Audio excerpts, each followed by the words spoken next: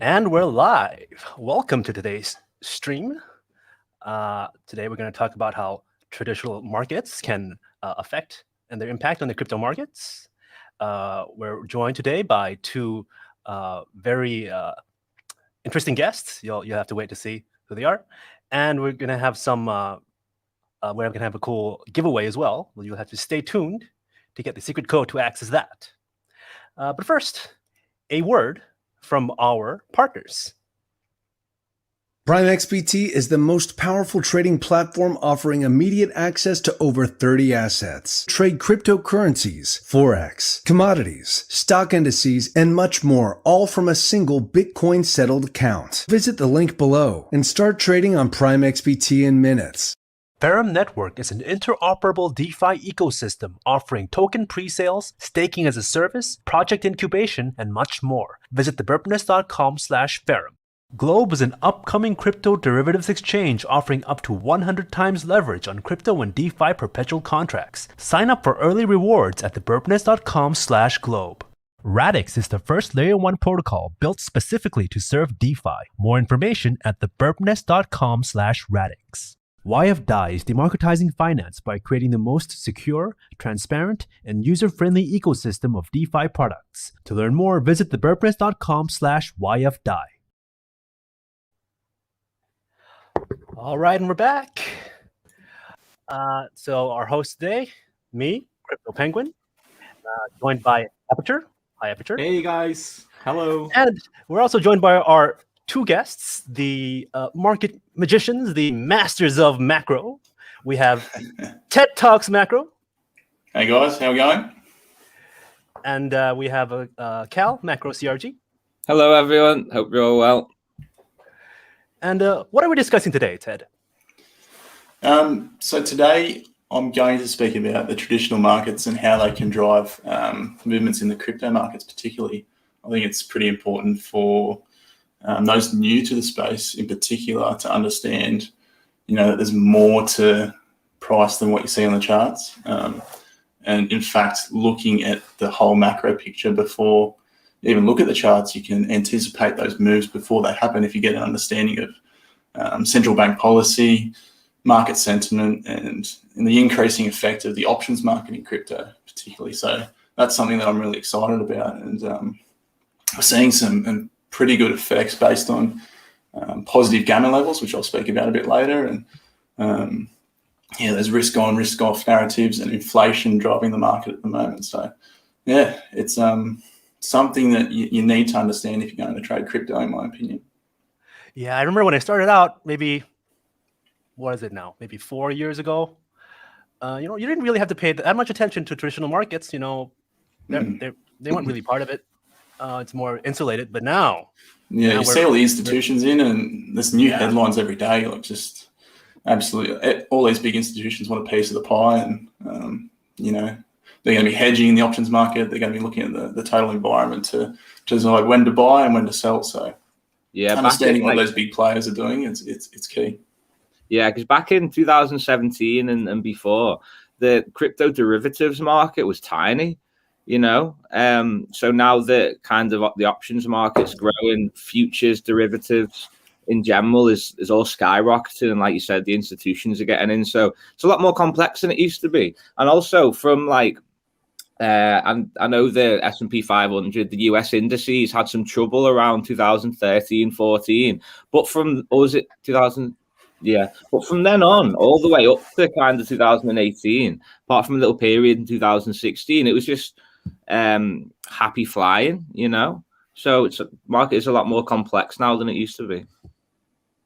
All right, let's see what Ted has to say about the traditional markets. Yeah, okay. So traditional markets. So there's kind of 4 points I want to touch on overall. I'll dive into each specifically. So traditional market correlations of BTC. So say risk on, inflation, and how you can look at charts to get an idea of what's happening there. Central bank policy in crypto. So negative rates, quantitative easing, how that drives crypto, how that drives risk markets in particular. Gauging crypto market sentiment. So looking at exchange data, open interest and funding rates to get a bit of a gauge on where the weak hands are at the table. So I'll have a look at that as well. And then the increasing importance of the crypto options market. So as we've seen, the options market has grown tenfold over the last year, and that's only going to keep skyrocketing. So just a little bit of a spiel on what I think about traditional markets and crypto. So financial markets are all intertwined. You shouldn't let anyone tell you otherwise. The reason I say this, if you look back when COVID broke out, so COVID being a massive risk-off event, meaning the market's a bit scared and investors are looking to protect their money. So when they're in that environment, they're looking to rotate into risk-off assets, so government bonds and those safe haven assets, so gold, silver, bonds, all those kind of assets protect capital, while those risk-on assets like equities, crypto, and oil, and those commodities, when you see a very scared market environment, you see those assets collapse. Narratives drive market sentiment and therefore increase or decrease the importance of specific economic data. So last year when COVID broke out, you saw a mass exodus of risk on markets and risk on assets, which I just mentioned. But now the environment back then was, are the central banks of the world going to prop us up, and are they going to support the economy while everything's tanking, which they did, and that's why we've had the run that we've had to date. Looking at the environment now, it's all, the narrative is inflation. So are central banks going to start tapering support, or are they going to continue with this stimulus and continue with the quantitative easing and keep rates low for the foreseeable future? So I'll dive into that a little bit later as well. So then you can spot that narrative and then learn how to profit from that narrative. So economic data at the moment is being a little bit discounted because the market's just pricing in all this optimistic economic data and pricing in inflation. So it's gotten to a peak at the moment where we're seeing bond yields capped and that inflationary data having a less effect on the markets at the moment. And I'll explain how this translates into crypto. So for me, you've got kind of three correlations between traditional markets and Bitcoin. And you can look at these in charts. So Bitcoin and the risk-on correlation. So Bitcoin in a risk-on environment where the market's optimistic, we've got good economic data, and we're looking at equities moving higher, moving out of the bond markets, yields moving higher, and we're a bit more upbeat. Then you've got Bitcoin as an inflation hedge. So Bitcoin at the moment is kind of acting as, it's got those two aspects to it. So with its capped supply and its capital gain potential, so that ability of it to skyrocket in price and keep increasing year on year, you've got two aspects that, for me, it's going to perform well in an inflationary environment and a risk-on environment. So at the moment, we've got both. So risk-on being that central banks are pumping the economy, and you've also got that inflationary environment where we're seeing commodities rise and rate expectations, or rate hike expectations beginning to rise. Whether that comes to fruition in the short term is yet to be seen, but we're hearing talks, particularly from the Bank of Canada at the moment. And then you've got the Bitcoin correlation with the Treasury bond market. So that all ties in together. So I'll look at a few charts here. So you can see copper futures and Bitcoin. So copper futures acting as a, performs well in a risk-on environment. So obviously demand for a precious metal that's used in infrastructure. So whenever the demand for price is there, price rises. And China being the world's largest consumer of copper, when China's happy, it seems to have flow-on effects to the rest of the global economy. So you're saying we bottomed, we sold off obviously with COVID when everything was risk off, and then we saw that recovery narrative start to take shape in the back end of April and towards the back end of 2020, and we haven't looked back since. Excuse me. So Bitcoin followed. So following that risk-on narrative, it followed copper, and then that flowed on into the S&P and across equity markets. So you saw that sell-off. Bitcoin bottomed around the same time, and we haven't looked back since. So you can see the correlation between traditional markets and Bitcoin, and obviously Bitcoin leads the crypto market. So then that has a flow-on effect to the rest of the crypto market. Just to clarify, now when you say risk on correlation, you mean when people in other markets are willing to take on more risk, then it's also likely that people in Bitcoin are also willing to take on more risk. Yeah, so for me, you can see this across markets. Coming from an FX background and understanding what drives FX, so currency markets, Australian dollar, New Zealand dollar, Canadian dollar, they're all big commodity exporters. And when you've got booming economies, there's demand for commodities, there's demand for materials and everything worldwide. So those currencies also perform well. There's demand for that native currency. So naturally the price rises. And that reflection of demand in that native currency reflects to a risk on environment. So risk on being, we're optimistic about growth, we're optimistic about how the economy is going. Therefore, naturally, there's more risk taking. And that's where you see those riskier assets start to perform. Yeah, so it's like you've got, to kind of simplify it, you've got assets that will be bought when investors are feeling a bit risque, and that's things like copper, equities, things like that Ted's talking about, that Bitcoin and crypto flourishes in that kind of market. And that's when economists and whatnot are positive about growth. And then on the other side of the coin, you've got when the market's risk off and investors are scared, they'll flock to, say, not so much gold at the moment, but gold is actually, it's breaking out at the moment, it looks good, but they might flock to gold, the US dollar. The Japanese yen is quite a risk-off, safe haven currency. So yeah, it's whether investors are willing to take on risk or not. Yeah. So just on that, Cal, it's the environment that drives everything. So, like I said, now we're in an inflationary environment. So investors are looking to protect against that inflation. So as inflation rises, the value of your US dollar or any local currency where you've got inflation decreases. So as commodities rise, assets rise, house prices, fuel, everything rises, naturally the value of your dollar gets depreciates. So investors are looking to protect against that. Hence, gold has traditionally been that inflation hedge. So in an inflationary environment, US dollar is less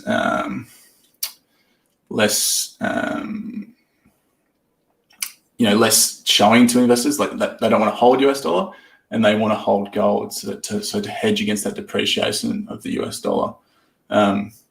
So you're seeing the same thing with Bitcoin, but Bitcoin, is a beast and it's overtaken gold as an inflation hedge, in my opinion. It's just got, gold just consolidates and ranges. Yeah, it breaks out every now and then, but what Bitcoin can offer, gold, the supply of gold is unknown, whereas the supply of Bitcoin, what is it, 24 million coins 21. Ever? 21 million coins ever are going to be mined. So there's a cap there and that cap, but with gold, you keep digging and keep digging, you keep finding more gold. Yeah. You don't know what the supply is. So why would you invest in gold as an inflation hedge when you have Bitcoin? And it's like, has anyone here seen the movie Gold with Matthew McConaughey? It's a great movie. You should watch it. I'll put that on the list, Cal. He's kind of like a entrepreneur kind of thing, and he stumbles across what he thinks is a massive gold discovery. Mines in Chile or whatever it is. It's like, wow, we found tons and tons of gold here. So that can be a real shock to kind of the demand supply. So any day now, people can potentially discover like thousands of tons of gold under the surface, and that'll hit supply increases, they'll negatively hit price, but with Bitcoin, mathematically programmed. And it's like Ted loves the stock to flow, which basically says that as supply decreases, it's got a fixed supply, and as the kind of inflation increasing demand, with increasing demand, it's mathematically programmed to pump. It's incredible. Yeah. And on gold, so gold's driven by yields at the moment. So with that inflationary environment, Bitcoin, so gold in a risk-off environment performs well, and in an inflationary environment performs well. But at the moment, we've got a risk-on environment, not a risk-off environment. So Bitcoin being that inflation hedge as well as being, that risk-on environment where it performs really well in a risk-on environment. It's got both going for it, whereas gold's only got that inflationary environment going for it. So that's why, in my opinion, you're seeing a movement towards Bitcoin, a riskier asset, while monetary policy is very accommodative and inflation is running hot, which is an environment that we haven't seen in a long time, given the pandemic and given what's happened over the events of the last 12 months. Yeah. So you can see Aussie yen. So as Cal said, Japanese yen as acting as that safe haven currency. So you can see obviously safe haven as in a risk on environment sells off, and then commodity currencies perform really well. That's why I see the Aussie yen move higher and Bitcoin following it higher as well. So touching on the bond market, so US Treasury market. You've got the volatility index as well. So I'll get to the Treasury market in a minute, but the volatility index. So essentially what the volatility index shows, it's got an inverse correlation with the S&P 500. So it measures volatility expectations in the equity markets, in particular the S&P 500. So I've got the inverted chart on the top there, and you've got Bitcoin on the bottom. So in a risk-on environment, VIX moves down, but obviously you see the inverted chart here, so it's moving up. So we bottomed or we sold off as the market got very scared, volatility picked up, and it went nuts. So it's showing move down here, but we moved up in the volatility index, and then we've sold off ever since, being that inverted chart. And you can see the perfect correlation with Bitcoin. So as that risk-on environment takes hold, Bitcoin has thrived. Then looking at the Treasury market in the US, so I use the US market, being the biggest market in the world, as a gauge for all other markets to follow. So the US 10-year yield, measuring those inflation expectations, and you can see Bitcoin has followed it ever since we sold off again, and even had it pretty, I'm probably picking it, not pre-COVID, but in this inflationary environment, we're seeing the two being highly correlated. So Bitcoin acting as that inflation hedge. And then you've got you'd like to use TLT as a good measure of what the bond market is doing, those long-dated bonds, Treasury bonds, which is an ETF traded over in the US. So this is an inverted chart again. So this is essentially the same chart as what you saw on the US 10-year yield. So as the price of bonds moves up, the yield on those bonds moves lower, and the opposite is also true. So Bitcoin moving higher as those Treasury bonds sell off and yields move higher, which is a sign that inflation expectations are rising. So going off the back of that, you've got central bank policy and what that means for crypto. So the current environment, negative rates, handouts, and quantitative easing. We've got access to cash for investors, institutions, and even your everyday person is very cheap at the moment. And there's been I don't think it's been as cheap, if ever, with negative rates in the US, Australia even looking to do that very shortly. And obviously quantitative easing, we got central banks intervening in the bond market to keep yields under control. And then you've got loose policy while that economic data runs hot. So cash being very easy to access and at a low rate. So, you're getting into debt, but you're not paying that interest that you would normally pay on that debt. And economic data is very optimistic and running hot. So that's why you see that flock to all those risk-on assets, and Bitcoin equities, all those risk-on assets are moving higher while those safe haven assets move lower. But one thing, I guess, that has been a development of late is the Bank of Canada. So being one of the major central banks of the world, they've started to talk of hiking rates as early as late 2022 and tapering that stimulus because the economy's recovered so well since then. Did you want to drop in on this, Cal? I mean, read on this. Yeah, it was hilarious whenever Yellen, Janet Yellen, who was a Fed chair before a couple of years and just before 2018. I think before that as well.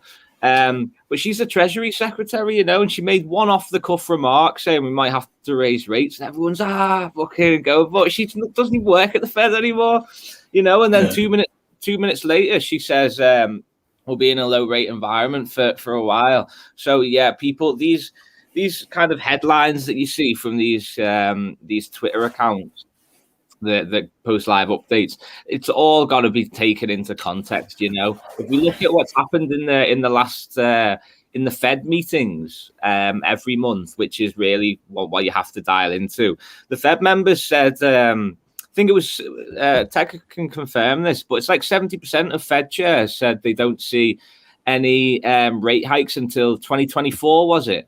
Yeah, I'm not sure of the percentage. I'll have a look again, but the majority said not till 2024. Yeah, I remember you telling me at the time, Ted, it's a very high percentage number, like 70%.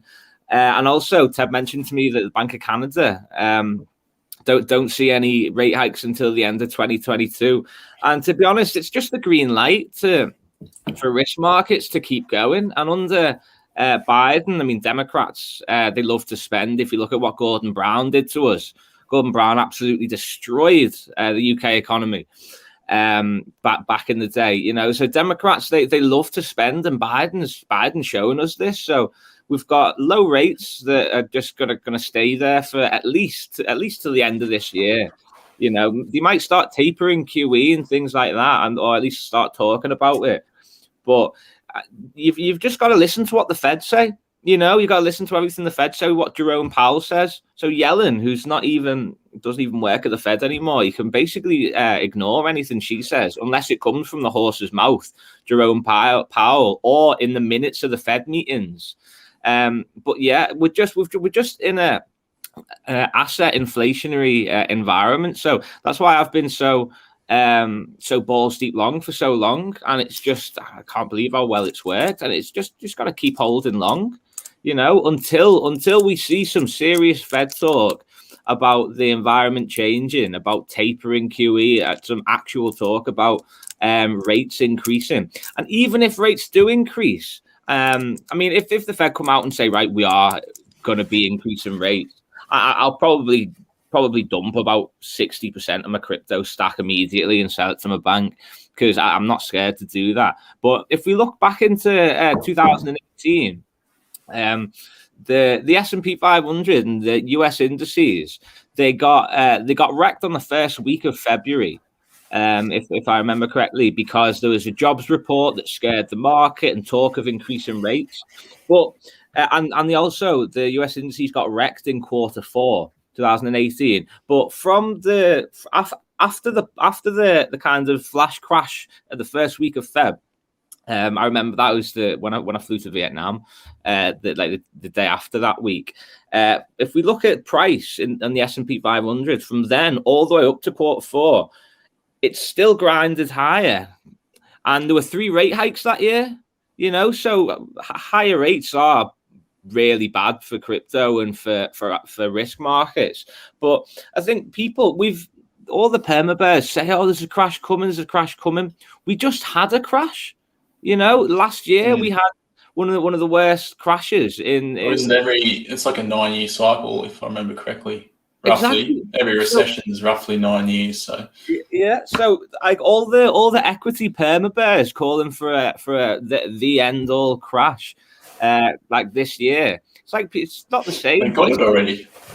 Yeah, we've had it. So I mean, who knows what will happen? I don't think central banks are just going to completely do a U-turn on on policy, because if they do a full U-turn and hike rates ridiculously and taper all QE and support, we might get that crash. But are they going to do that realistically? Yeah, the thing is, Cal, like touching on that, with all of these, you see Grayscale and MicroStrategy, balls deep, like literally balls deep crypto, balls deep risk markets. So if they were to rake hike rates, even they'd be screwing over all these large institutions, and obviously politics comes into play.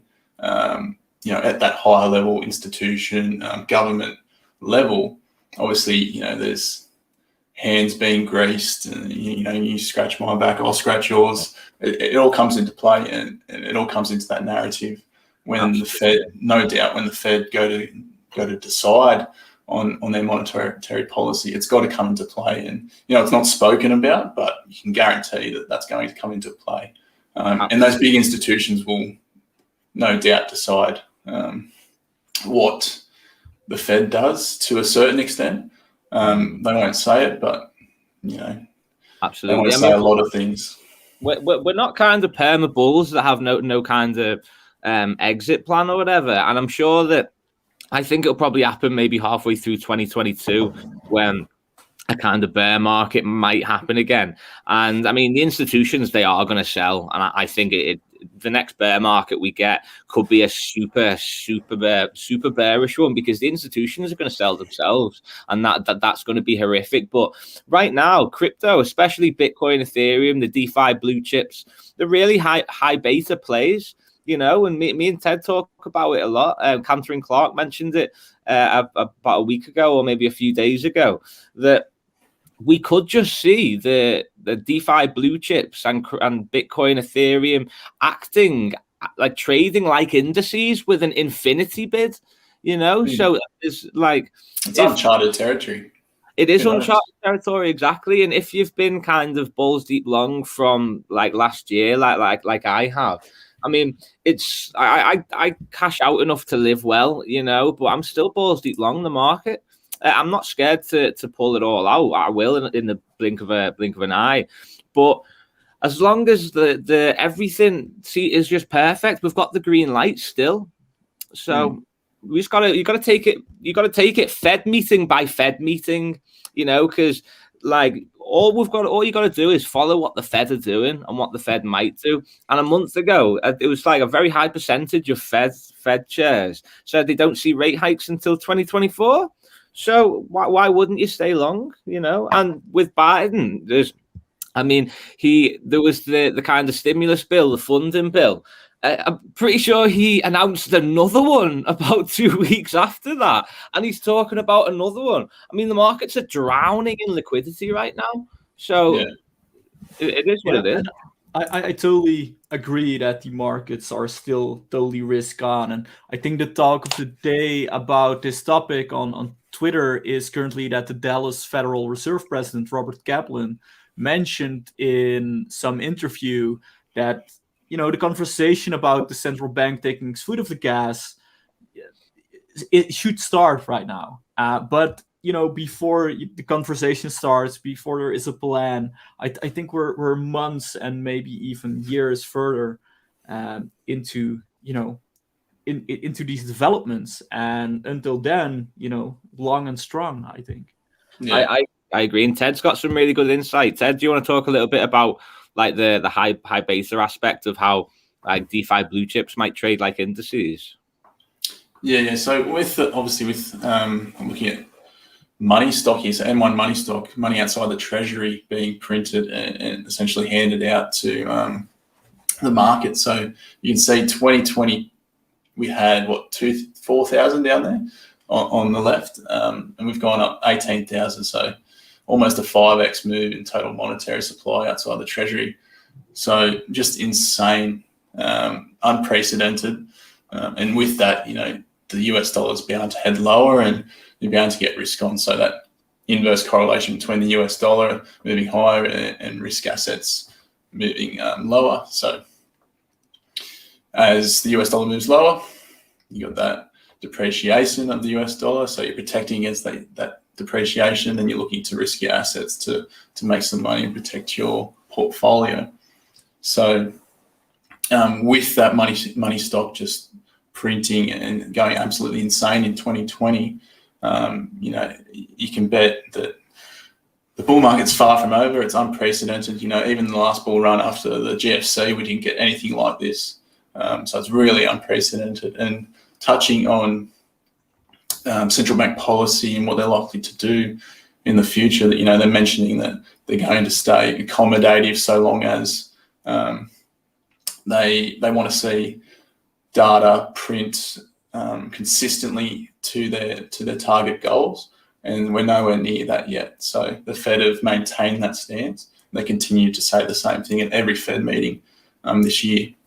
So, and economic data has cooled off over the last, I've been monitoring it for obviously since the start of the year, but the last couple of weeks, that string of hot economic data in the employment market, consumer price index, etc., it's cooled off a little bit. So maybe what the Fed is saying is right. What they say most of the time, you usually anticipate the other direction because they usually have an agenda, but we're seeing what they're saying at the moment kind of hold true with economic data starting to cool off, and they're staying just monitoring that data and then monitoring that data to make their next move. So that's, I guess, if anyone else wants to touch on monetary policy and central banks, I think we've covered it pretty well, but I'd move on to crypto market sentiment and get a bit more specific into the crypto markets. Well, I have a question, but before we move on, I just want to mention that we are having a giveaway of a calls-only subscription here at the Birb Nest training community. So we have that secret code somewhere on the screen, guys. And the link is in the video description.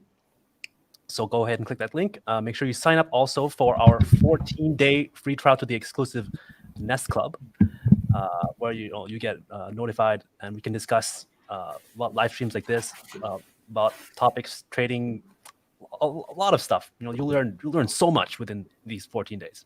One question I had for you, Ted, is you talk about center. There's not like a global central bank, right? So which banks do you kind of monitor? Like, obviously the U.S., maybe European, but you're not going to look at, say, some third world country central bank. That doesn't matter, right? So which central banks? Yes, that's those G10 economies. So Bank of Canada, Bank of Australia, Bank of New Zealand, the Fed.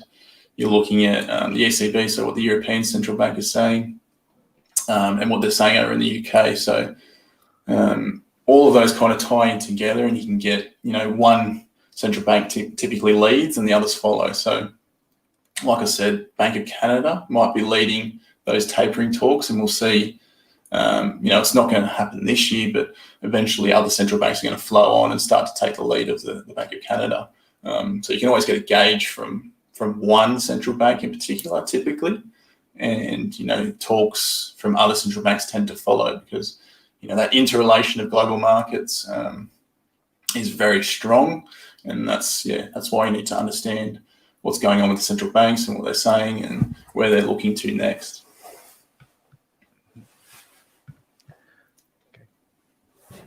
So we'll kick on with market sentiment. So for me, coming from FX, I used to look at retail and what percentage long and short they were on particular currency. So US dollar, typically you want to fade the herd, so the herd being retail. So you can get data from different brokers like IG. They give a bit of an index as to where all their clients are positioned. So you can say, for example, the US dollar, if retail are 90% long, you want to be short that market. So going on the thesis that retail traders lose 80 to 90% of the time, we don't know the number, but it's very high. You can get a good idea as to where they're positioned, and then looking at technical analysis, you can look where their stops are and hunt those stops and all those sorts of things. But crypto markets, so they offer a similar kind of idea. So exchange data, open interest, predicted funding rates as examples. So I'm looking at these on the daily. You see on my Twitter feed, I post these pretty regularly. So I'll touch on those. This is what you see for open interest data. I took this screenshot maybe 2 hours ago. So Bitcoin and ETH are pretty flat, but price is trading higher. So when you see open interest, it's pretty flat, between 1% and 5% or even lower. But price moves higher, indicates that, to me, that it's a spot-driven rally. So you aren't really seeing leveraged longs. And open interest takes into account open shorts and open longs. So an increase in open interest can indicate shorts as well. So moving on, how do you judge if the market's short or long? The price percentage change. So if we've got skyrocketing open interest and the price has decreased by 10%, you can bet that the market is leveraged short, and the opposite is true for longs. So of particular note today is EOS and XRP. So you can see 17.6 increase in open interest in XRP and a 37.4 increase in open interest on EOS, and even Cardano and Ethereum Classic. So classic pump and dump coins, we're seeing they're going through a bit of a pump phase at the moment. So open interest going massively to the upside, leverage longs are entering the market, and prices skyrocketed as a result. So you see traders entering at highs and just leveraging and leveraging and leveraging, and eventually they get wrecked. So that's, to me, what open interest shows. And then you compare that with the predicted funding rates to give you an even clearer indication of what's happening. So you can see here that everything's pretty green, and we just saw an open interest that, most of those coins that it's only 13 coins there, but most of them are green, and we're seeing skyrocketing open interest, and funding rates are green as well. So funding rates meaning that when you see green here, bulls are paying bears to be long, so paying on that debt that they're opening to be leveraged, and the opposite is true for bears if this was red. So bears will be paying bulls to be short.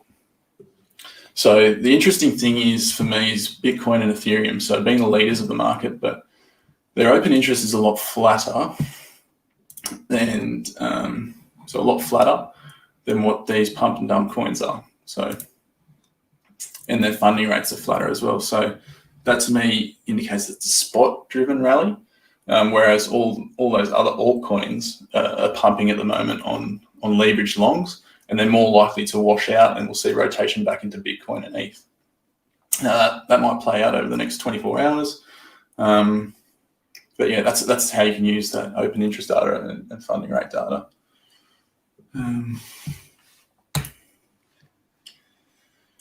So going on from that, it's just multiple confluence when you're looking at a trade idea. So for me, it's taking that macroeconomic environment, translating that into where those traders are positioned in crypto, if you're trading crypto. And you can get an idea of, is the market in a risk-on mood? Are we in a risk-off mood? And where are crypto traders positioned? So if we're in risk-on, you're looking to get long crypto for the reasons I stated previously.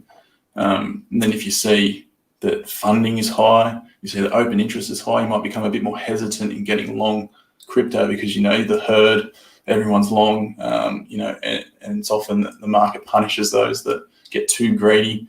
And that's what funding and open interest is essentially telling you. So that can be, just layering those levels to get a trade idea and give you a bit of extra confluence to your trade idea.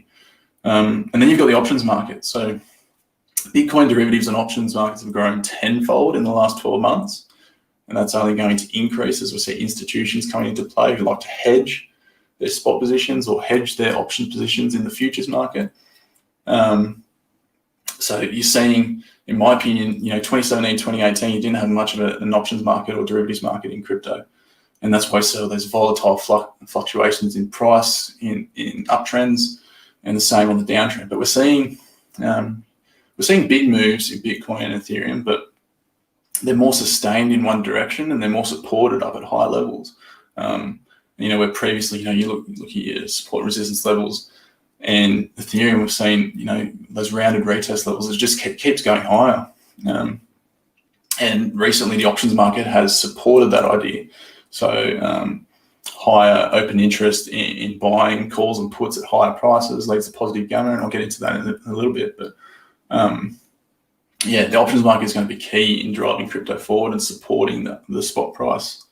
And as the market grows, you're going to see more and more coins listed in the options market, and it provides further support, I think, because at the moment it's only really Ethereum and Bitcoin that have the most volume, whereas other altcoins, they're not really traded in the options market.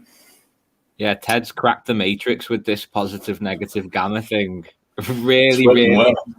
It's unreal what Ted's doing with that data. Yeah, I've just got to learn how to code. You can't get anyone else to code it for you because they'll steal the secret sauce, won't they? That's it. You know what these apes are like. So summing that up, you can utilize those options data to gauge fair value and strong intraday ranges, which is what Cal has just touched on there. So those positive gamma levels, which is something that's, shout out to hedge on Twitter. He was one that kind of led me to looking into this and exploring it further. So he is massive with Jarvis Labs. They're doing great things, and it's really interesting, this options market data. So so my data is spitting out this table or this chart at the moment. So it looks very confusing, but I'll run through it. You'll see this on Twitter pretty often, every day at the daily close. So I've just updated it today, actually, to give me the change over time, whereas previously you saw just intraday ranges for that particular day. But this one here can track fluctuations in volatility expectations each day. And then we can track those gamma levels from the options market as well, the act as support and resistance. And if you go back through my Twitter feed, it's been pretty bang on, almost to the tick. We're seeing mean reversion plays at these gamma levels. So the yellow lines, so I've gone back and back tested probabilities for Bitcoin and Ethereum closing within a certain range on a particular day. So that's based on back tested data in the options market. So I've come to the conclusion that there's a few different parameters that go into it, but so taking the daily close price and taking options market data, I can calculate the 95% implied high and low, and then the same with 85% and 74%. The idea is a 1 standard deviation, 1.5 roughly, and then a 2 standard deviation move on the particular day based on the daily close. It doesn't account for the actual high and low, so a wick. You might get a volatile wick in one direction or the other. But this data here has been pretty bang on over the last at least month since I've started looking into it. And given that the options market is so new, these probabilities are changing pretty regularly. So I have to adjust my parameters to get these 1.5, and 2 standard deviation moves down pat. But as we get more and more data, these levels are going to become more and more accurate. So what you see, that yellow, like I just said, 95% high and low. So that indicates that at 52,899 on Thursday, so today, we've got a 95% chance that Bitcoin closes above that level. So it closes the daily candle above that level. And then there's an 85% chance that it closes above 54,658. And then a 74% chance that we close above 55,317, and that's the same for those higher levels. So the thing is, these grey lines here are positive gamma levels. So positive being the key there. In a positive gamma environment, you want to look for mean reversion plays. So if Bitcoin was to get above, so today it's 58K. So yesterday you can see it's 57, and it's turned up to 58. So it closed above 57 yesterday, but the disappointing thing was that the gamma pushed up to 58. So we'll have to get, for me, you have to get above 58K for us to start pushing towards 60K. So once we get above 58K, we're in a positive gamma environment, meaning mean reversions to the play. while we're below, that gamma level will act as strong resistance. So I'm not sure where Bitcoin's trading at the moment, but I took a screenshot a few hours ago and we're smashing into that 58K level. We couldn't break above. So the idea behind this is that options dealers, so Deribit Exchange and guys like that, are hedging themselves in the futures market based on positioning in the options market. So that's the idea behind this. So they'll bid into support in a positive gamma environment, and they'll sell into resistance in a positive gamma environment. So that's what that shows you there. This white line is just the daily close price of Bitcoin over the last 6 or 7 days. So does that make sense? Just to clear things up for those who maybe aren't familiar with options trading, could you explain like what positive gamma? What do you mean by that? Yeah, so positive gamma is whenever you see, so you got strike prices. So strike prices being those levels for Bitcoin. So you'll have a contract and you know, you can buy a call or a put at a certain strike price, or you can sell a put or a call at a certain strike price. So whenever a call or put is sold, that's negative gamma. And whenever a call or put is bought, that leads to positive gamma. So then you take that net gamma and that translates into this chart. And those levels tend to act, like I said, as mean reversion levels in a positive gamma environment. But in a negative gamma environment, so where Bitcoin's trading, where's it trading now? Give me a sec. So it's still trading below 58K. So as I get more advanced with my coding and stuff, I'll be able to model the actual zero gamma exposure level, which will give me a better indication of where that threshold is between changing between a positive gamma environment and a negative gamma environment. But for now, below 58K looks like a negative gamma environment. So expect volatility to be enhanced at this level. So a move lower would force market makers, so Deribit and exchanges and options dealers to chase price. So if price moves lower, they sell the dip. If price moves higher, they buy the rally. So that's the theory behind it. So negative gamma leads to enhanced volatility. When we're in a positive gamma environment, you see mean reversion being the higher probability trade, and with that, you know, volatility's reduced, being that, you know, you get to resistance, you sell off, you get to support, and you bid. But in the negative gamma environment, you know, it's the opposite way. So they just follow price, and if it goes lower, you know, it's smashed lower. If it goes higher, it's bidded higher. So that's the theory behind it. Translating that into a chart. So if you were to look at this chart, you can take all these levels on the right and plot them on your chart like this. So this is the same as that, whereas this one just shows the change over time, and this one shows Thursday's levels only. So then you can see, I took this 2 hours ago or something. So Bitcoin just hitting that 58K level and it can't seem to close above. So that for me, being a positive gamma environment, so the white lines are positive gamma levels, and those yellow levels are those implied ranges. So you can use these as kind of like, you know, Fibonacci retracements. For me, Fibonacci retracements, they're a very good tool, but they're hard to use intraday.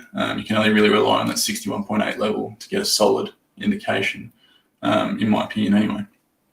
But these levels, based on the options market and implied volatility, you can get what the options market is telling you with what they're pricing in for Bitcoin to do on a particular day, and use these levels as expectations for mean reversion plays. So it's particularly strong when you're in a positive gamma environment. So below 58K at the moment, these levels might not be respected as much as they were above 58K, being a mean reversion above 58K. So I'd be very comfortable longing if we were to get a breakout above 58K and then a retest of that 58K level. So flicking that switch from that negative gamma environment to that positive gamma environment above 58K, you can bid into support and be confident that market makers are doing the same thing. So that would be a high probability play there for me. Am I talking French here, guys, or makes sense? So if I understand correctly, basically you're just looking at the ops market as like an indicator for what like the quote unquote big boys plan to do. Not so much big boys. It's more, you get retail traders in the options market as well. It's seeing, so it is the big boys. I can see what you're saying. So those market makers, obviously they're throwing massive liquidity in the markets to make the market in the first place. So they need to stay hedged. So whenever they sell a call, they have to stay hedged to maintain that premium that they get between the spread in that particular options contract. So they go long or short in the futures market, and that's based on a positive or negative gamma environment. So in that negative gamma environment, they'll chase price. And in a positive gamma environment, they'll start to look for mean reversion plays. So they need to stay hedged against their exposure by selling all their exposure in the options market overall. And the way they do that is by going long or short in the futures market. And you can understand that by that positive gamma. I mean, yeah, it's super complicated and I barely understand it, but it is what it is. If you don't know how to trade options, which I don't really, then it's going to be harder to describe, but it's just watching, is like Ted says, it's not just like humble retail trader like me, where I just kind of buy spot, trade leverage occasionally. But whenever you're trading with serious size and you're making the markets, these guys will be trading spot and derivatives, futures and options, and everything they do ties in with each other. So it's just kind of trying to understand that relationship, between what market makers do in spot and derivatives. For example, if spot's leading, Ted can confirm this. If it's right, if spot's leading the rally, it's bullish. Is that correct? Leading futures price. Yeah. Derivatives. Yeah. Yep. Yeah. See, that's bullish, and that shows that there's this real demand. But if futures are leading the spot price, that could be many things. It could be market making. Sign of leverage. Yeah, it's sign of leverage. It could be market makers pushing the futures price up to fill their offers. Just trying to understand the relationship between all the things. Yeah, it's all about understanding the environment at the time, and whether that higher probability play is to fade price movements or whether it's to chase price movements. So, and also it gives newbie traders, it's a bit of a anti-FOMO tool, so they can see above that yellow line, if we get to that level in the day, we've only got a 5% chance that we close above that level. So why would you long? And it's the same on the bottom. If you're looking to sell the bottom, why would you when you've only got a 5% chance that you're going to close below that line? And it's the same with the blue and orange lines. So it's a bit of a roadmap for the day, and for me, it gives me a good gauge of where you can expect the market to trade on a particular day. Solid. Yeah. So looking at, so that's Ethereum. So I post these every daily close, typically like 1 or 2 hours after. Being in Australia, you guys are probably sleeping, but yeah. And that's, you can see again at 3,500 capping Ethereum, positive gamma. If we get a close above and then retest, you'd be looking for longs to, 38.50. And the big thing is confluence between those implied ranges and gamma levels. So you can say 3,200 is that 85% implied low, and it's also a strong positive gamma level. So there's a very high probability trade to bid into support. As you can see, that 3,200 acted as a positive gamma level for the last week or so. You can see all this support. I posted a few times on Twitter, it's bounce at 3,200, and sure enough, rejected at 3,500, and it's starting to consolidate under 3,500. If we get a push above, then 3,500 will act as support, and we head to 38.50, and there's a lot of open interest at 4,000 actually. So I would expect if you can break above that 3,500 level, we'll head to 4K, over the next coming weeks. And that's about it for the presentation, guys. Penguin 8. back to you guys. Over to you. Back to you in the studio, Ape. Well, I'm checking the chats, and I saw an interesting question. It seems a little bit short term, but like if Powell even speaks of that tapering we talked about earlier in the webinar, algos and bots will start dumping stocks. Until now, it was really like short, small moves and just maybe some panic selling, and then the way up. The market went up again. How do you feel about this? What are your thoughts about these small dumps when the Fed talks about tapering? Or I think we saw, it's all just noise, especially algo bots. They're looking to scalp and get ahead of manual trading, so they'll try and take liquidity before you can. So when they hear that news, they can process it faster than the average human, and obviously make money on it. So algos, you're looking at your 1 minute, 5 minute, 15-minute charts. So we saw this. What was the news of Bitcoin? Oh, when Facebook released that they didn't buy any Bitcoin. Yeah. Now, who cares? We saw algos dump on the news, but we're trading. What are we now? 57K. I think we dumped to maybe 54K or something like that. I can't remember, but I think we were trading at the prior highs within hours. So, if you're day trading, be worried about it, but longer term, who cares? Yeah. What do you think, Ted? If the talks of tapering, if the Fed really do start talking about it, what do you think that'll impact it in the kind of short to medium term? Yeah, so I think, you get in the Bank of Canada starting to talk about it. So the market's probably already starting to price something in. That's what the market does. It looks forward and it looks for what's next. It doesn't look what happened yesterday or the day before. It's looking for the next event, the next narrative to price in. So you're seeing, especially with this positive economic data, it's priced in beforehand and then it's sold off on the news. Same thing with Coinbase, same thing you see in Doge. I spoke about Doge on 420. Everyone's hyped for 420 Doge Day. And, open interest skyrocketed, price moved high in the days leading before, but it was seller news. We dumped 65% or something on 420. And it's probably going to be the same leading into May 8. So that's my thoughts on the markets and pricing things in. And it'll be the same with the Fed. They'll start to price it in if they hear any hints, but it'll be a buy the news because the market already knows. Yeah, and I'm always like a proponent for just basing it on the data, not the news messages you see out there. Because if we look at institutions, maybe Facebook isn't buying, but if you see the Coinbase outflow for their institutional buyers, you can see there's a lot of buying going on and driving these spot prices up. So it feels a little bit like a smoke curtain of what's behind it. Yeah.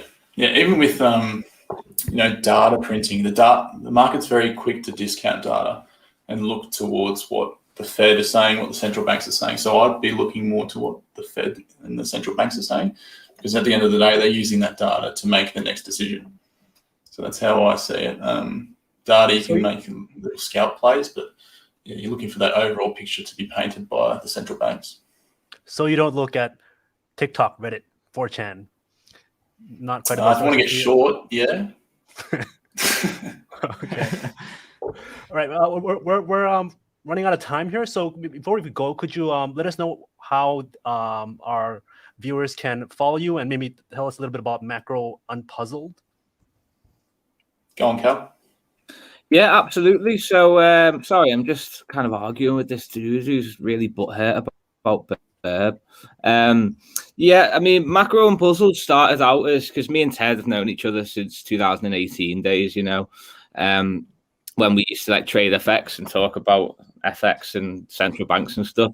And Ted deactivated his account for a while and then didn't realize you have to reactivate it within 30 days and it gets deleted. So Ted kind of dropped off the grid for a while.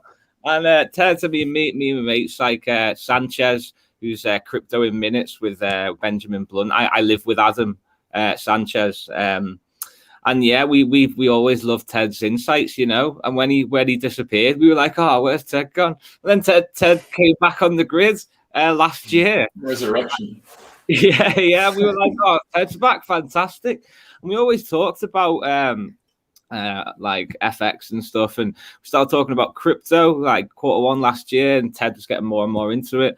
And then we were like, right, do you want to, instead of us just talking in DMs every day, do you want to set up a kind of Discord? And we did. And then it all just kind of, we were like, right, have we got a name? And we came up with Macro and Puzzled. We got the kind of the branding done. We set the Discord and the Twitter and the newsletter. And yeah, it's all just spiraling out of control, really. The Discord's got nearly 1,800 people in it. And I mean, it's exponential. So we don't really know if how we're going to handle 5,000 people in it, which is the rate it's going. It's all 100% free. We've got no intention to charge for anything as of yet. And I know Ted does the daily newsletter for free, which is unbelievable how much effort Ted puts into that. But yeah, we don't really know where we're going with it. We're just two dudes enjoying ourselves, you know. And yeah, we will see. But at the moment, I'm bloody loving it, and we're just trying to build and trying to create value and trying to help. So yeah, that's it.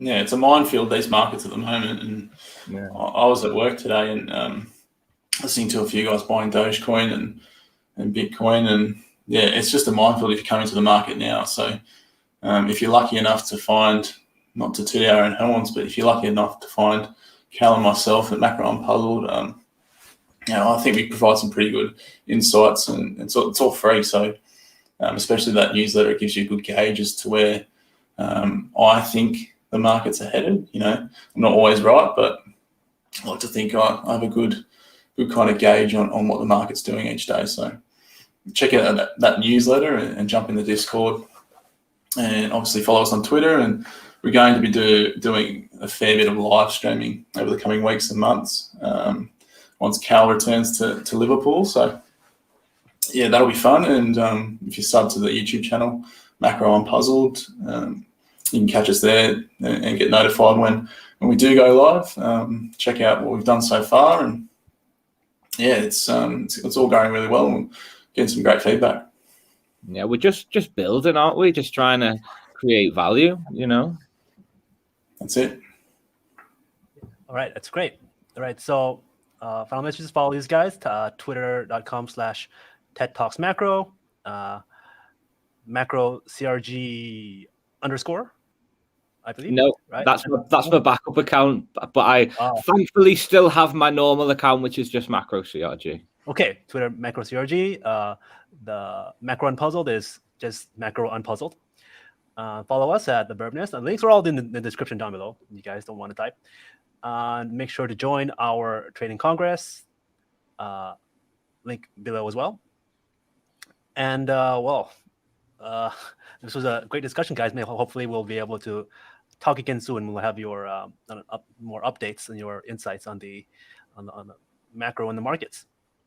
Yeah, well, thank you very much. Ape and Penguin, thanks a lot for having us. Have a great day. Cheers. Thanks, guys. Appreciate it. Have a good day. Thanks Bye, guys. Cheers, guys.